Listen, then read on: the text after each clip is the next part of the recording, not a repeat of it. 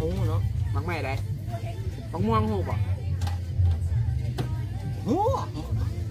รสชาติของม่วง มาอยู่ลาวนี่ไปหูไปบูหูน่ะมักม่วงเนาะโอ้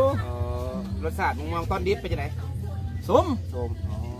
ธรรมดาสม มักม่วงหูป่ะ โอ้วอเตอร์เมลอน วอเตอร์เมลอนเหรอ วอเตอร์เมลอนเนาะ มะขาม มะขามกับคำดิบมันส่งมือกันคำซึ่งมันก็หวาน ฉันมักไข่ห้ำเนี่ย มักไข่ห้ำก็อาจจะเคยได้ยินเนาะได้ยิน เคยกินบ่มักไข่ห้ จะเคยกินอยู่เนาะเขาไปเขาเอ้าไปน้ำปลาได้กินนั่นมันด่ะเป็นยังหัว ำบอกจะบอกบ่ได้ว่าจะเคยกินบ่มักไข่ห้ำ จะเป็นยังหัวต้องคอยเชียว ก็ว่าจะซื้อบ่ได้เป็นหยังก็เคยกินบ่เคยกินก่อนบ่เคยกินมักไข่ห้ำ ว่าเคย จะหูบ่มักไข่ห้ำน่ะ ก็คิดว่าเจ้าแนะนำกินได้ตอนอยู่ในป่าเป็นบักเฮ้ยหัวอีก